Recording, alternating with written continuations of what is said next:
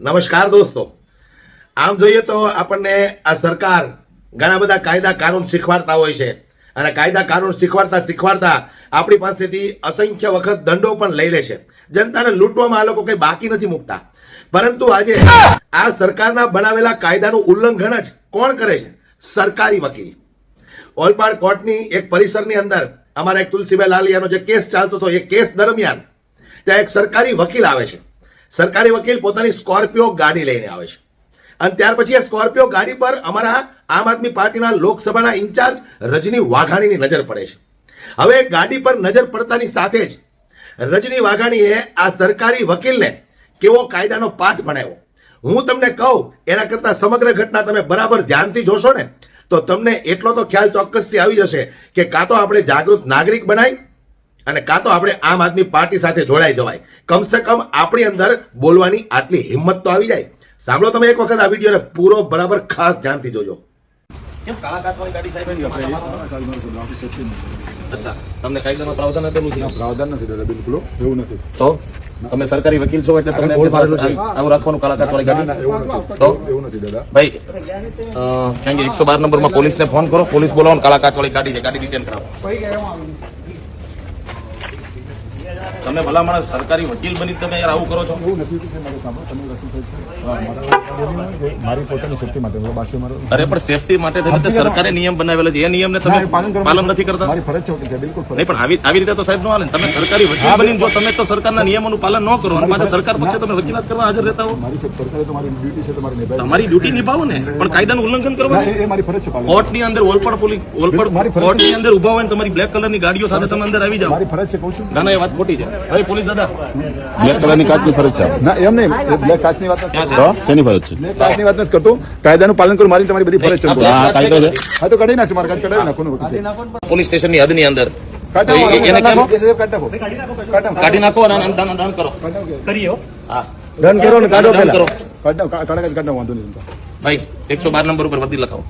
112 નંબરમાં ફોન કરો. તમારાથી થોડી આવી આશા અમે રાખીએ. ભણેલા ગણેલા આટલા સજ્જન માણસ, સજ્જન માણસો જ છીએ. સરકારી વકીલ તરીકે તમે ડ્યુટી કરતા હોય, તમારી ગાડીઓમાં કાળા કાચ હોય.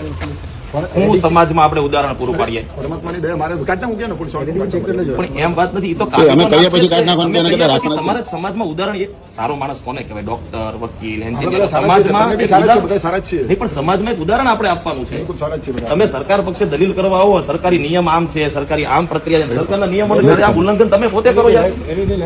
હે? 112 નંબરમાં ફોન કરો, પોલીસને વર્દી લખાવો. ઓલપાડ ન્યાયાલયની અંદર એક ગાડી છે, એ ગાડીની અંદર આવી રીતની બધી વસ્તુ છે અને અહીંયા કાળા કાચ લાગેલા છે ને એની પર બોર્ડ છે assistant public prosecutor, government of Gujarat. બરાબર? કરો 112 નંબરમાં ફોન. 112 માં કરો જુલિયનભાઈ. દેસી સાહેબ, રાજન દેસી સાહેબને બોલાવો. કલર છે, ફ્રન્ટની અંદર બ્લેક ગ્લાસ છે, બેક સાઈડમાં બ્લેક છે. મારું નામ રજનીકાંતભાઈ Vaghani.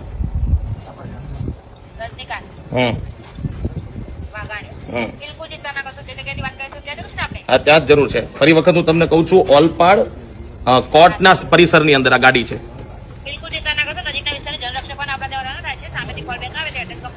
Okay, done done done, મોકલાવો. હા હા, મેન લાઈટ કરો ને મેન. મેન લાઈટ ચાલુ કરો ને. આ તો તમે ફોગ લાઈટ કરી કરો. કરો બીજી હોતે પ્રોજેક્ટ લાઈટ અને પ્રોજેક્ટ કરો. હા બસ ઓકે. જો આ કોર્ટ પરિસરમાં બંધ કરી દો. હવે બંધ કરી દો. આ ઓલપાડ પોલીસ, આપણે ઓલપાડ તાલુકાના ઓલપાડ કોર્ટમાં અત્યારે આપણે હાજર છીએ અને મારી પાછળ એક બ્લેક કલરની સ્કોર્પિયો છે જેના નંબર છે GJ02 EK 3486 અને આ ગાડીની અંદર અહીંયા જે બોર્ડ મારેલું છે assistant public prosecutor government of Gujarat. એટલે હું એનું જરાક તમને ગુજરાતી કરી બતાવું. સરકાર શ્રી તરફે પીપી પબ્લિક પ્રોસિક્યુટર એટલે સરકાર તરફે જે વકીલ હોય એમને પબ્લિક પ્રોસિક્યુટર કહેવાય. એમની આ ગાડી છે. તમે વિચાર કરો, નિયમ બનાવે સરકાર, સરકારના નિયમોનું પાલન ન થતું હોય તો કેસ થાય કોઈ સામાન્ય વ્યક્તિ સામે અને પછી સરકાર પક્ષે કોઈ વકીલ આવી અને કોર્ટની અંદર દલીલ મૂકે કે નિયમ આમ કે છે, એની સજા આમ છે, કાયદો આવું છે, તેવું છે. આ બધું કર્યા પછી કોઈ સામાન્ય વ્યક્તિને દંડાવવાનું કામ થાય પણ પોતે પીપી જે છે, સરકારી વકીલ જે છે, તમે જુઓ કેવી ગાડીઓમાં ફરે છે. મેં તમને બતાવ્યું એના કાળા કાચ છે, બાજુમાં બધી ચારેય બાજુની તમે વિન્ડો બતાવો, આ બધું એકદમ બ્લેક એન્ડ બ્લેક છે. તમે જુઓ આ બધું બ્લેક છે, ચારેય બાજુથી જરા બતાવો, આ એકદમ બ્લેક કાળા કાચ છે. કાયદાનું જેમને પાલન કરવાનું છે એ જ વ્યક્તિ કાયદાનું ઉલ્લંઘન કરે. સારો સમાજ, સભ્ય સમાજ કોને કહેવાય? સામાન્ય માણસ સરકાર પાસેથી શું અપેક્ષા રાખે? ચાહે વકીલ હોય, ચાહે ડોક્ટર હોય, ચાહે એન્જિનિયર હોય, સરકારી માણસો હોય, સરકારી અધિકારીઓ, એમના તરફથી શું આશા રાખે? કે સરકારી નિયમોનું એકદમ ચુસ્તપણે પાલન થાય. અને કોણ કરે? સરકારી માણસો કરે. પણ સરકાર પક્ષે જે રહીને જેમને વકીલાત કરવાની છે, જેમને સરકારના નિયમો, એ નિયમ કાયદા પ્રમાણે શું કે છે, એ કોર્ટમાં જેમને અર્થઘટન સમજાવવાનું છે, એ માણસ જ સરકારના નિયમના ઉલાળિયા કરે છે. અને એ લોકો પોતે પાછા પીપી બનીને આટા મારે છે. ગુજરાતનું આ દુર્ભાગ્ય છે કે ગુજરાતની ભાજપ સરકારના રાજની અંદર કોઈ પણ કોર્ટ કચેરી હોય, કોઈ પણ પોલીસ સ્ટેશનની અંદર જાઓ, જાહેર રોડ રસ્તા ઉપર જાઓ, બ્લેક કલરની ફિલ્મો વાળી ગાડીઓ બેફામ ઘૂમે છે. કોઈ કોઈને કહેવા વાળું નથી. શું કામ?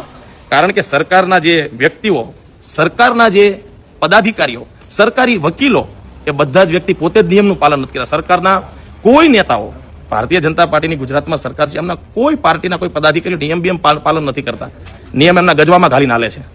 અત્યારે અહીંયા એડવોકેટની ગાડી છે, સરકારી વકીલની, નિયમ ગજવામાં ઘાલીને હાલે છે. કાંઈ વાંધો નહીં, કાળા કાચ કાઢી તમારે હાલવાનું. મારી સૌ ગુજરાતીઓની વિનંતી, થોડીક આંખને ઉઘાડો. કેટલા સમય સુધી અત્યાચાર સહન કરીશું? આ અત્યાચાર કઈ ઓછા છે? તમારી મારી જેવા સામાન્ય વ્યક્તિની ઉપર કેસ થાય અને પછી કોર્ટમાં લઈ જવામાં આવે તો ત્યાં સરકારી વકીલ આવી નિયમો સમજાવે અને એ નિયમનું પાલન ન કરે. અત્યારે ઓલપાડ કોર્ટ પરિસરની ઘટના છે. મેં પોલીસને બોલાવી છે. આ ગાડી શંકાસ્પદ છે, ડિટેન થશે, પોલીસ સ્ટેશન જશે, એની સામે કાયદેસરનો દંડ થશે. દંડ નહીં થાય તો આગળની તમામ કાર્યવાહી કરીશું. કોર્ટ કચેરીના રસ્તે જતા અમે પણ સારી રીતે જાણીએ છીએ. આભાર.